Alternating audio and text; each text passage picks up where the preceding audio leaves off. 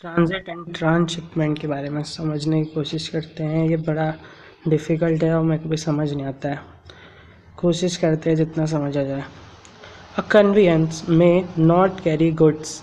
ज़रूरी नहीं है कि एक कन्वीनियंस जो है वो अ कन्वीनियंस में not carry goods intended for a particular custom station only. यानी ऐसा ज़रूरी नहीं है कि जो कन्वीनियंस हमारे गुड्स को ले जा रहा है वो केवल एक पर्टिकुलर कस्टम स्टेशन के ही लिए ले जा रहा हो, है ना। हो सकता है कि वो 2 जगह छोड़ दे या 4 जगह छोड़ दे, ठीक।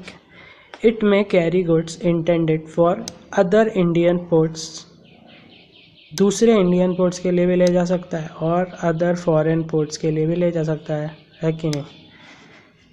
ऐसा ज़रूरी नहीं है कि जो एक हमारा कन्वीनियंस आ रहा है वो एक पर्टिकुलर कस्टम स्टेशन के लिए ही सिर्फ गुड्स लेके आए, ठीक है। हो सकता है कि वो दूसरे इंडियन पोर्ट्स के लिए भी लेके आ रहा हो या दूसरे फॉरेन पोर्ट्स के लिए लेके जा रहा हो, है ना। मतलब हो सकता है कि एक कार्गो मुंबई के लिए भी सामान ला रहा हो और वही कार्गो दिल्ली के लिए भी सामान ला रहा हो।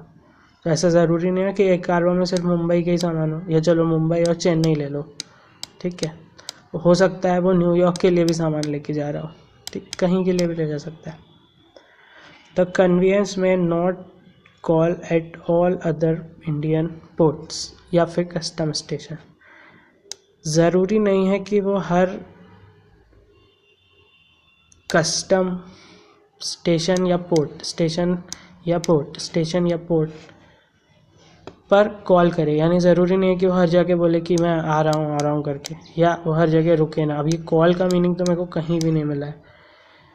मुझे यही समझ में आ रहा है कि वो हर जगह रुकेगा नहीं, या वो हर जगह बताएगा नहीं कि मैं आ रहा हूँ या मैं नहीं आ रहा हूँ। तो वो ज़रूरी नहीं कि वो हर जगह रुक के और गुड्स डिलीवर करे। यानी ज़रूरी नहीं है कि जैसे वो मुंबई में है तो वो मुंबई में दे, फिर गोवा में भी दे। हो सकता है वो पूरे गुड्स मुंबई में ही छोड़ दे, ठीक है। तो द कन्वीनियंस में कॉल, और फिर सेकेंड पॉइंट, द कन्वीनियंस में कॉल। हो सकता है कि वो हर जगह रुक जाए, ठीक है, हर जगह रुक जाए, हर इंडियन पोर्ट पे भी रुक जाए और फॉरेन पोर्ट्स पे भी रुक जाए, ठीक। अब देखो, in case of the former, यानी ये वाली condition, in case of the former यानी इसकी बात कर रहे हैं हम। The goods will have to be transferred. अच्छा, मतलब अब अगर वो मुंबई में आके रुक गया तो अब जो गोवा का सामान है वो उसको लेके जाना पड़ेगा किसी को। तो यहाँ पर क्या लिखा है, the goods will have to be transferred to any other conveyance, ठीक। Onward carriage to the destination, यानी किसी और कैरिएज में उठा के अपने को उसको ले जाना पड़ेगा। इस चीज़ को कहते हैं ट्रांसशिपमेंट, ठीक। और इसमें दोनों ही चीज़ कवर हो जाएगी, इंडियन पोर्ट्स भी और फॉरेन पोर्ट्स भी, ठीक। क्या, इंडियन पोर्ट्स भी और फॉरेन पोर्ट्स भी। मतलब एक शिप आके, मान लो कि ये मेरा इंडिया है, यहाँ आके कोई शिप खड़ी हो गई, ठीक है। अब इसको कुछ चीज़ें देनी थी कहाँ, श्रीलंका को, ठीक है, और कुछ चीज़ें देनी थी इसे बॉम्बे में, ठीक। तो इसका यही मतलब हुआ ना कि ये जो शिप है ये ट्रांसशिपमेंट तो दोनों जगह का हो गया, इधर का भी इधर का भी, ये तो दोनों ही जगह नहीं जा रही है, ठीक। लेकिन यहाँ रुक के अगर वो कुछ गुड्स को मुंबई में ट्रांसफ़र करती है और मुंबई और यहाँ से वो कुछ दूसरी जगह जाते हैं तो भी वो ट्रांसशिपमेंट कहलाएगा। तो हमको क्या बोला उसने कि इसमें दोनों ही टाइप के पोर्ट्स कवर हो जाते, चाहे वो इंडियन हो या फॉरेन हो। इन द लेटर सिचुएशन, यानी दूसरी सिचुएशन में क्या है, ये है दूसरी सिचुएशन। क्या दूसरी सिचुएशन है ये, द कन्वीनियंस में call at all other Indian ports, यानी हर जगह वो जा जाके रुकते जाए। तो दूसरी कंडीशन को क्या बोलते हैं, ट्रांजिट। एक जगह से दूसरी जगह जाना, लेके जाना गुड्स को, इसको क्या बोलते हैं, transit. In both the situation import duty is not collected. दोनों ही सिचुएशन में इम्पोर्ट ड्यूटी नहीं कलेक्ट होती। Even though the liability has already accrued. भाई तुमने गुड्स तो इम्पोर्ट किए ना, तो इम्पोर्ट ड्यूटी क्यों नहीं लग रही। अब क्यों नहीं लग रही वो अपने को आके समझ में आएगा। तो हमारे लिए क्या इंश्योर करना नेसेसरी है कि इन case of goods intended for Indian ports. अब देखो, जो ट्रांसशिपमेंट वाली बात है ना, ये ट्रांजिट वाली जो भी बात है, जो भी इंडियन पोर्ट्स के लिए गुड्स है ना, वो इंडियन पोर्ट्स पर ही जाके रुकें और अप्रोप्रिएट ड्यूटी कलेक्ट हो जाए वहाँ पर जिस पोर्ट पे वो जाने वाले हैं। ठीक है, अब तो समझ आ गया। तो जिस भी अगर वो इंडियन पोर्ट्स के लिए गुड्स हैं तो वो इंडियन पोर्ट पे जाएं और वहाँ जाके उनकी ड्यूटी ले ली जाए जहाँ जहाँ वो जा रहे हैं वहाँ। इसलिए यहाँ पर क्या बोला गया कि इस समय ड्यूटी नहीं कट जाएगी, कटेगी कब, यहाँ पर। इन case of goods intended for foreign ports, यानी अगर वो गुड्स फॉरेन पोर्ट्स पे जा रहे हैं यानी दूसरे पोर्ट्स पे, तो हमको क्या देखना पड़ेगा, the goods are actually conveyed out of India only. ठीक है, मतलब वो इंडिया के बाहर ही जाएँ और कहीं भी इंडिया में ना रुक जाए, यानी ये श्रीलंका जाते जाते कहीं ये गुड्स नीचे कहीं ना रुक जाए, विशाखापट्टनम में ना रुक जाए, ऐसा नहीं होना चाहिए। ठीक है, difference between transit and transshipment.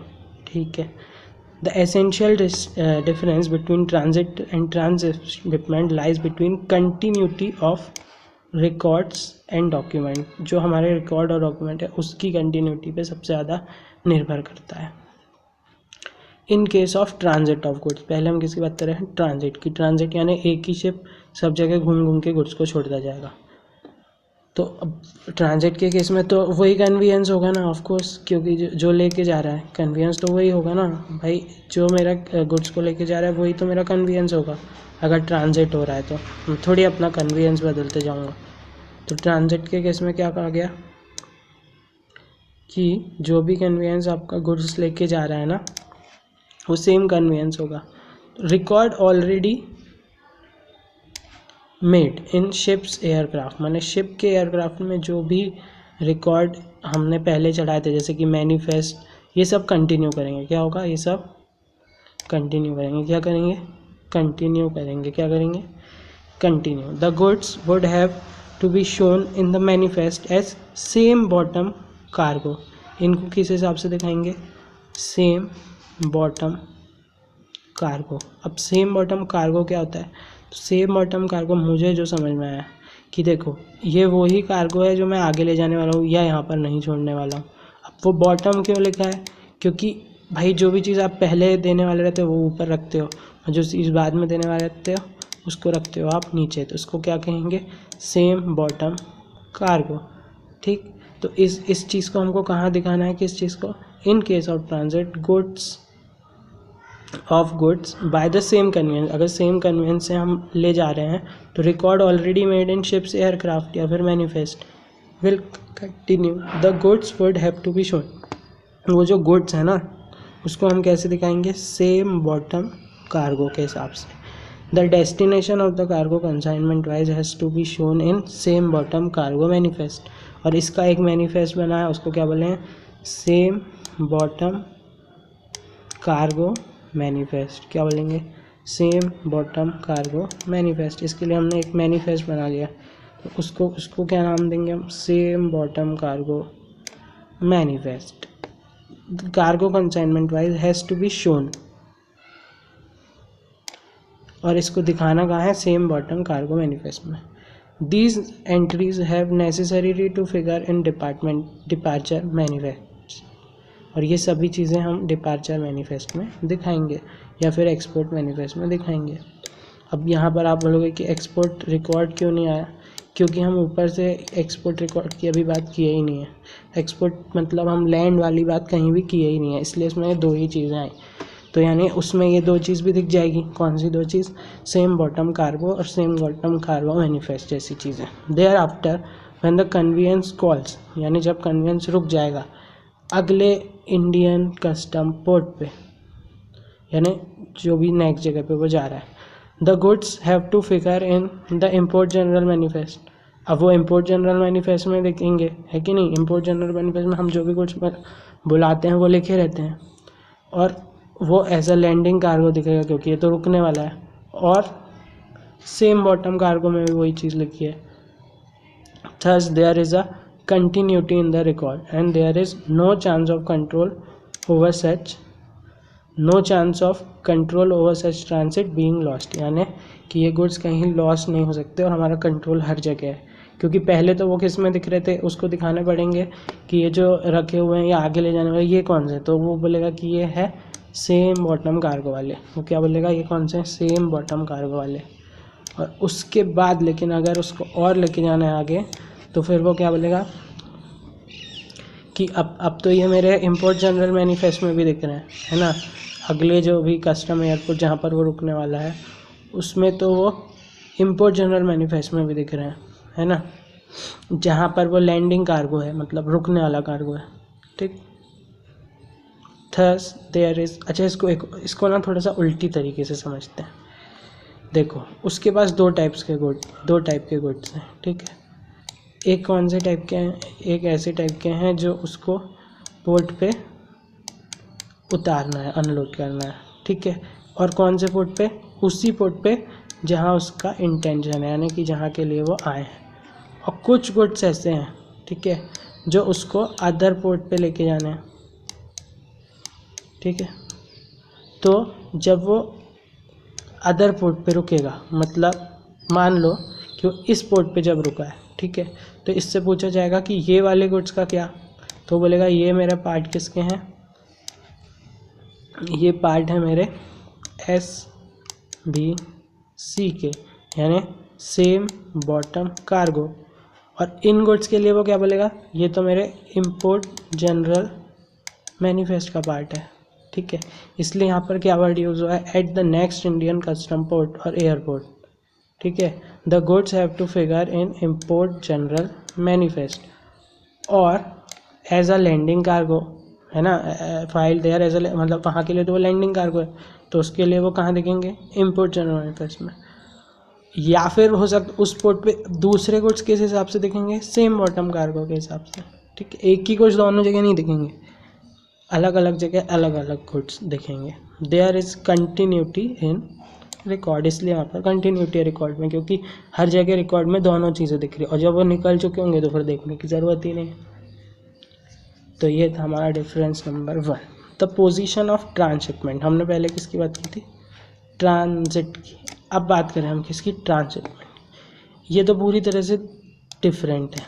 In the first instance, मतलब पहले क्यों डिफरेंस है इस बात का, पहला instance, such transshipment of goods are landed in a particular Indian custom station. पहली बात तो ये, जो तू ट्रांसशिपमेंट कर रहा है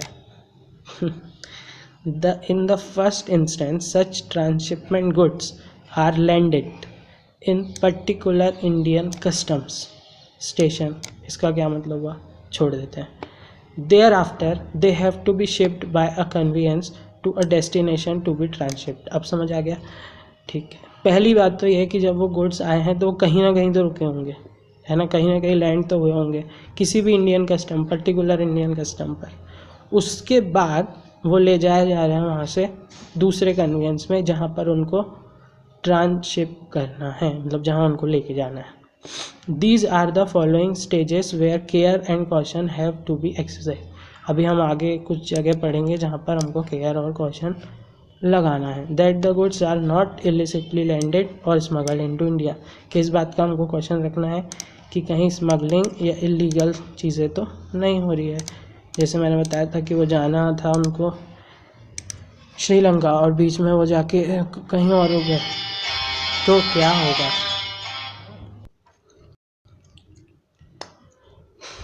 अब हम बात कर रहे थे किसकी, ट्रांसशिपमेंट की। तो ट्रांसशिपमेंट में क्या होता है, ये तो एंटायरली डिफरेंट होता है किससे, ट्रांजिट से। पहला केस ये क्यों डिफरेंस होता है, क्योंकि ट्रांसशिपमेंट में क्या होता है कि ये गुड्स किसी न किसी एक कस्टम स्टेशन पे तो लैंड करते हैं, लेकिन उसके बाद वो किसी और कन्वेंस में बैठ के अपनी जगह जाते हैं जहाँ उनको जाना है। तो these are the following stages जहाँ पर हमको केयर लेनी है कि कहीं स्मगलिंग या फिर इलिसिट लैंडिंग ना हो जाए, ठीक है। तो कौन सी जगह, during the period when the transhipment of goods, मतलब transhipment of goods during the period when the transhipment goods lie, ये वाले गुड्स जब रहते हैं कहाँ, इंडियन कस्टम स्टेशन में। जितने दिन के लिए इंडियन कस्टम स्टेशन में है, ICS, जब तक ये इंडियन कस्टम स्टेशन में है तब तक हमको क्या करना है, कॉशन और केयर अपनाना है। उसके बाद जब ये गुड्स दूसरे कन्वेंस में बैठ के अपनी फाइनल डेस्टिनेशन पे जाने वाले हैं, जब ये गुड्स दूसरे कन्वेंस में बैठ के अपनी फाइनल डेस्टिनेशन पर जाने वाले हैं, अनदर कन्वेंस, ठीक, where the tranship goods are destined, जब ट्रांजिट गुड्स डेस्टिन्ड हो कहाँ के लिए, दूसरे इंडियन कस्टम स्टेशन के लिए, ठीक है।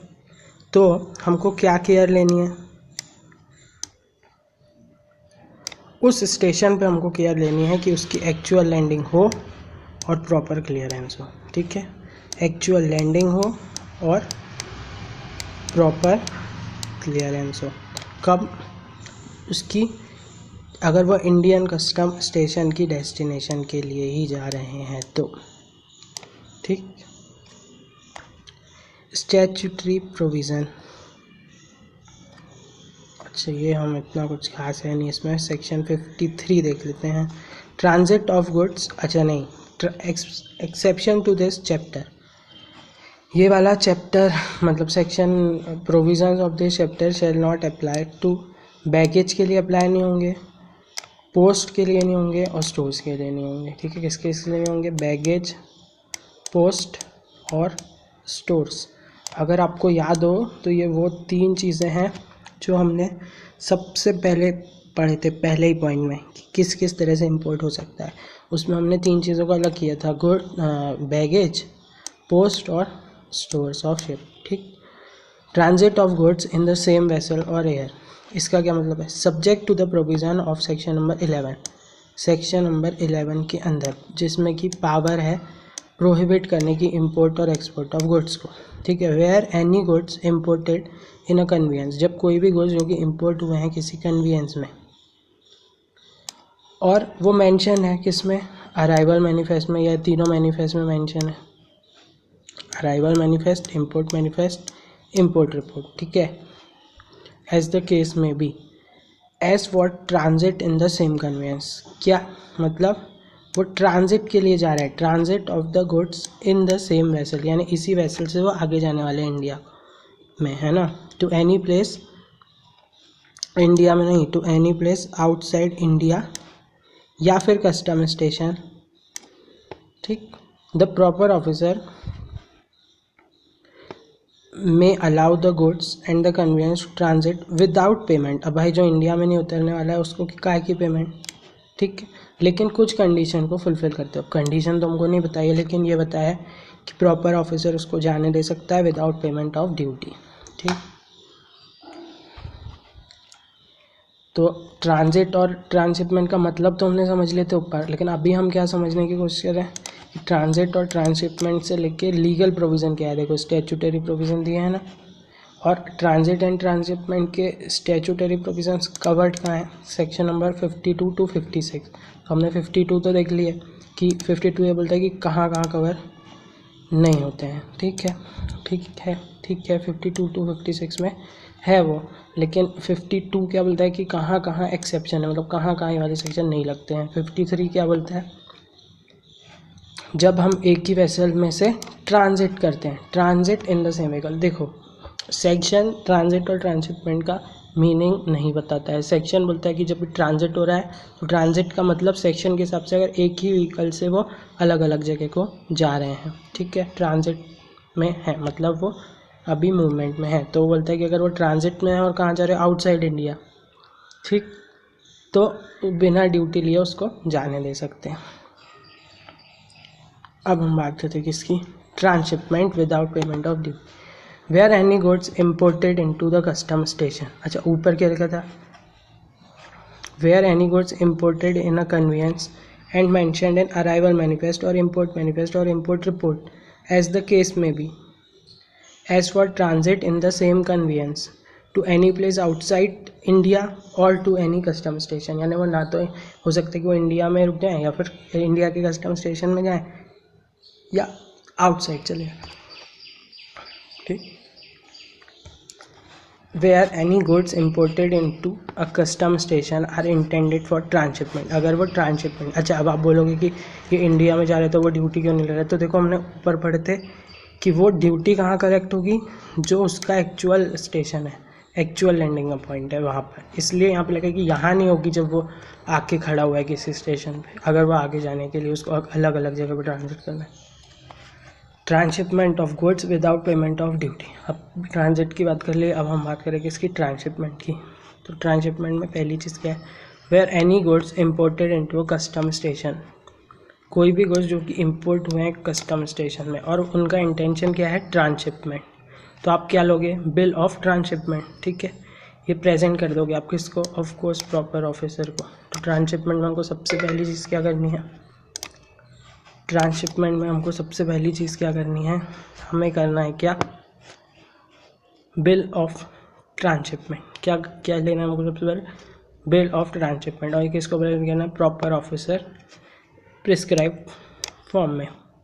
Where the goods are being transferred under international treaty, ठीक है, अगर कोई ट्रीटी के अंदर है। अच्छा पहली चीज़ हमको क्या करना है, बिल ऑफ ट्रांसशिपमेंट, वो जो 3 बिल थे उसमें से एक था shipping bill, bill of export और ट्रांसशिपमेंट बिल। तो बिल ऑफ ट्रांसशिपमेंट यहाँ पर यूज़ होता है, ठीक है, हमको एक किसको देना है, प्रॉपर ऑफिसर को।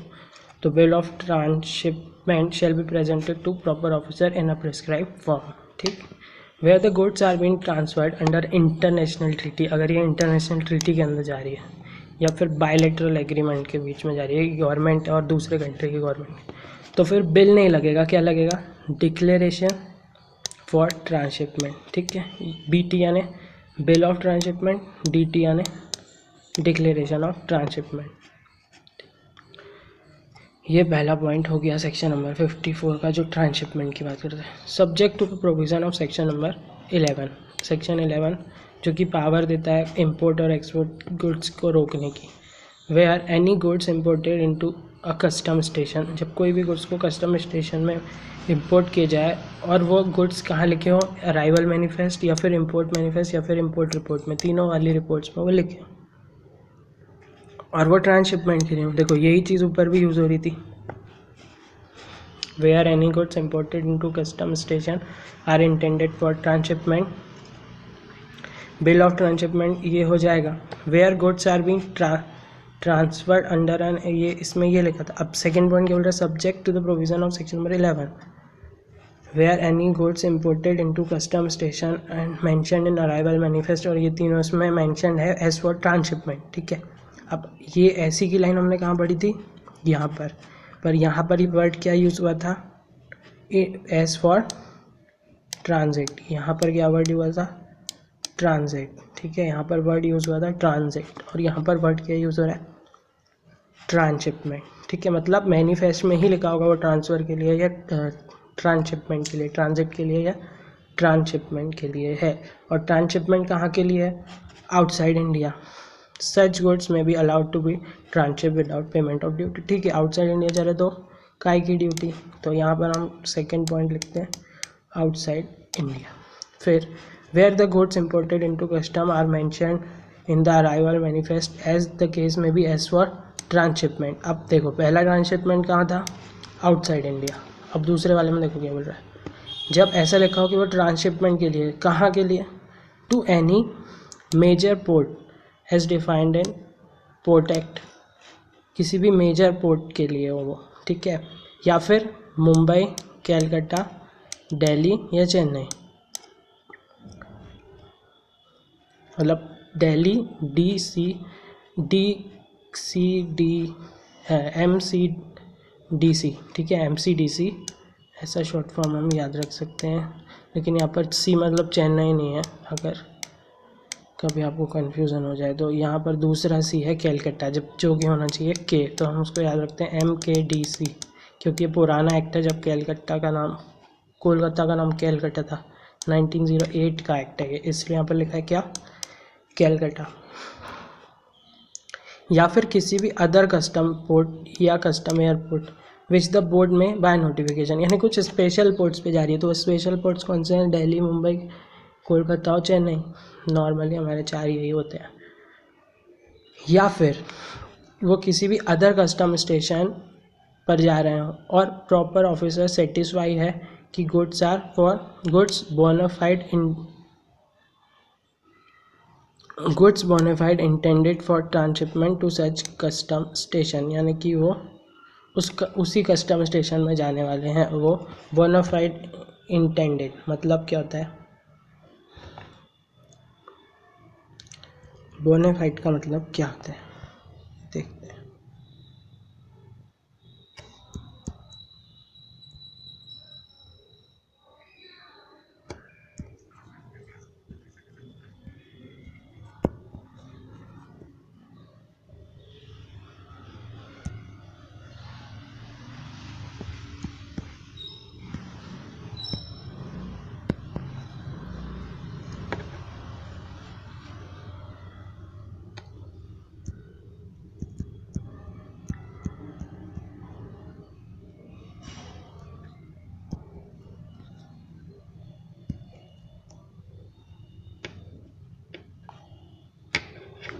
रियल और जेन्युइन, ठीक। टू एनी अदर कस्ट, फिर से एक बार ऊपर से पढ़ते हो, सेकेंड पॉइंट को से पढ़ेंगे। Where any goods imported into custom station are mentioned in the arrival manifest और इम्पोर्ट मैनिफेस्ट, और इम्पोर्ट एज मतलब कैसे मेंशन है वो? As transshipment, as a transshipment में मेंशन है। कहाँ के लिए है वो? कोई भी दूसरे कस्टम स्टेशन में, और प्रॉपर ऑफिसर सेटिस्फाई हो जाए कि गुड्स बोनाफाइड इंटेंडेड, यानी कि वो जेन्युइन पर्पस के लिए हैं, ट्रांसशिपमेंट के ही लिए हैं, तो ऑफिसर अलाउ कर सकता है goods to be transhipped without payment of duty, subject to such condition as may be prescribe for due arrival of such goods. अब हमको यहाँ पर क्या दिया है? डिफरेंस। अभी डिफरेंस तो सबसे आसान याद करना। पहला डिफरेंस है सेक्शन वाइज, ठीक है। तो इसका सेक्शन क्या है? 53 ट्रांसिट का, और ट्रांसशिपमेंट का क्या है? 54। बस इतना ही डिफरेंस दिया है पहला। दूसरा, in case of transit of goods are allowed to remain on the conveyance. तो क्या गुड्स जो है मेरे, मैं वो कन्वीनियंस पे रख सकता हूँ कि हाँ ट्रांजिट में तो कन्वीनियंस पे ही रहेंगे ना, तभी तो अलग अलग जाएंगे। और अगर ट्रांसशिपमेंट है तो इन case of transshipment goods the convenience changes. हाँ, कन्वीनियंस तो चेंज हो जाता है, एक ही शिपमेंट में थोड़ी जाता है, अलग अलग शिपमेंट में जाता है। तो पहला पॉइंट सेक्शन से रिलेटेड है 53, और दूसरा सेक्शन है क्या? दूसरे का सेक्शन है 54। अब इसको कैसे याद करें? देखो, ट्रांजिट छोटा वर्ड है और ट्रांसशिपमेंट बड़ा वर्ड है, तो पहले हम ट्रांजिट का 53 ले लेंगे और इसका ले लेंगे हम 54, ठीक। In case of transit of goods are allowed to remain on the same conveyance, उसी कन्वेंस पे रहना पॉसिबल है। लेकिन अगर, अब तीसरा डिफरेंस हम देखते हैं, in case of transit of goods there is continuity of record, वो जो हमने जिसके बारे में बहुत सारी बातें कर ली थी, कंटिन्यूटी ऑफ रिकॉर्ड्स होती है। क्यों होती है? हमने ऊपर देख लिया था। In transshipment of goods continuity in records is not maintain, बस इतना ही लिखना है। Continuity in record is not maintain as goods are transfer to another convenience. बस सिंपल है। पहला सेक्शन का डिफरेंस है, दूसरा क्या? गुड्स कन्वीनियंस पे रह सकते हो, तीसरा कंटिन्यूटी ऑफ रिकॉर्ड्स, ठीक। अब एक बार ट्रांसशिपमेंट को फिर से देखें। इसमें पहला सेक्शन क्या बोलता है? ट्रांसशिपमेंट के लिए क्या चीज़ लगती है? सबसे पहले तो बिल ऑफ ट्रांसशिपमेंट, जो कि हमको किसको देना है? प्रॉपर ऑफिसर को। और अगर वो ट्रीटी के अंदर है तो डिक्लेरेशन ऑफ ट्रांसशिपमेंट। फिर उसके बाद अगर वो आउटसाइड इंडिया के लिए हैं तो वो विदाउट पेमेंट ऑफ ड्यूटी जा सकते हैं। अगर वो इन इंडिया है और वो मेजर पोर्ट्स पे हैं तो भी वो बिना उसके जा सकते हैं। और अगर वो मेजर पोर्ट्स पे नहीं है, अदर पोर्ट्स पे हैं, तो अगर प्रॉपर ऑफिसर को ऐसा लगता है क्या कि ये बोनाफाइड इंटेंडेड फॉर ट्रांसशिपमेंट है, तो फिर बिना पेमेंट ऑफ ड्यूटी के वो जा सकता है। Liability of duty on goods transacted under 53 or transshipped under section number 54. Where any goods are allowed to be transited under section 53, transit का section 53 है, या फिर transit under section number 54 का 3, ऐसा क्यों लिखा है? क्योंकि वही तो इंडिया वाला था जिस पे उसको टैक्स देना पड़ेगा। तो any custom station they shall on their arrival at such station, तो जिसके लिए भी वो अराइव होने के लिए उसको कहा गया है, वहाँ पर जब वो अराइव हो जाते हैं तो वो लाइबल हो जाते हैं ड्यूटी के लिए, ठीक है। And shall be entered in like manner as goods are entered on the first importation thereof and the provision of this act and any rules shall as far as apply in relation. मतलब अब वो normal जैसे goods होते हैं वैसे होंगे, लेकिन कहाँ होंगे, जहाँ के लिए वो इंटेंडेड है। देखो यहाँ पर क्या लिखा है, टू एनी कस्टम स्टेशन, ठीक है, where any goods are allowed to be transited under 53 और ट्रांसशिप्ड, मतलब टू लिखा हुआ है, अलाउड टू बी ट्रांजिटेड है ना, to any custom station they shall on their arrival at such station, उस स्टेशन पे, टू मतलब जिस पे जा रहा है वो, और सच मतलब जब वो वहाँ पहुँच जा रहा है तब, be liable to duty and shall be entered in like manner as goods are entered on the first importation, ठीक। Transport of certain classes of goods subject to prescribe condition. Section number 56, the provision of 53 and section number 54 apply only to goods imported at an Indian custom port या फिर airport. देखो हमने पहले बताया land वाली तो बात ही नहीं हुई, ठीक है। इम्पोर्टेड एंड ट्रांसपोर्ट, अब आने के बाद वो ट्रांसशिप हो रहा है या ट्रांसशिप हो रहा है to another Indian custom port या फिर एयरपोर्ट, और they do not cover transport by land, ठीक है। वो कोई भी सेक्शन में ट्रांसपोर्ट बाय लैंड कवर था क्या, नहीं। From one Indian land custom to another Indian land custom, ऐसा कुछ भी कवर नहीं था। In the case of goods के केस में डेस्टिन टू फॉरेन पोर्ट्स या फिर एयरपोर्ट या फिर custom station, the problem had been specifically faced in case where imported goods meant for Nepal. Import किए हमने गुड्स कहाँ के लिए, imported goods meant for Nepal, landed at any Indian custom port, airport और लैंड कस्टम स्टेशन, ठीक। फिर से in case of goods destined to a foreign port, airport, custom station, यानी उनकी डेस्टिनेशन तो फॉरेन की है, फॉरेन यानी अब नेपाल हो गया तो अगर उनकी डेस्टिनेशन कहाँ की है, फॉरेन की, ठीक है। In case of goods destined to foreign ports, the problem had been specifically faced in case, कहाँ प्रॉब्लम आती है, where imported goods meant for Nepal, जाना था नेपाल लेकिन पहुंच गया कहाँ, इंडियन कस्टम में। जाना था नेपाल लेकिन पहुंच गया कहाँ, इंडियन कस्टम पोर्ट पे भी पहुंच सकते हैं वो, और लैंड पे भी पहुंच सकते हैं, ठीक। Such goods had to be transported by road, अब अगर वो यहाँ पर आ गए हैं इंडिया में तो हम रेल से टू इंडियन लैंड कस्टम, है ना। Such goods had to be transported by road और rail to Indian land custom station along with Indo Nepal border. अब उनको हम कैसे ले जाएंगे, इंडियन गुड्स में, और इंडियन नेपाल बॉर्डर से हम उसको क्रॉस करवा देंगे, है कि नहीं, over to the Nepalese custom station, ठीक है। मतलब कि जब ये ऐसे आ गए इंडिया में तो अब हमारी ये जिम्मेदारी कि हम उसको ट्रांसफ़र करें, तो हम ट्रांसफ़र करें रोड से कर सकते हैं या फिर रेल से कर सकते हैं, है ना। To Indian rail custom station along the Indo-Nepal border and thereafter crossed over to the corresponding Nepalese custom station। मतलब देखो क्या हुआ,